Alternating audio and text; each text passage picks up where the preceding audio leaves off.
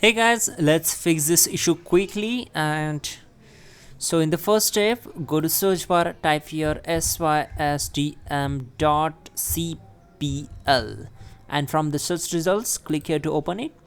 Once we are here, we need to click on advanced tab, then click on settings, and make sure you have to do these all things as you can see on my screen.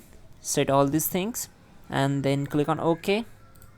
After that, right click on the start icon and click on settings.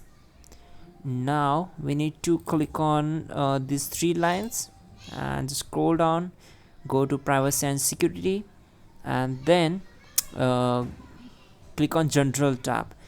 So we need to turn off all these options. If you see enable, then turn off all these options, then close this window, and then we need to press Windows key plus R key together to open run. Then type here %temp% and hit enter. So delete all these files, select all these files and click on delete. Once done, do the same process for the temp also. Open temp, select all the files and folders and simply delete them. Once done, close this window and restart the system. You can also check out our description and the pinned comment to fix this issue quickly and effectively.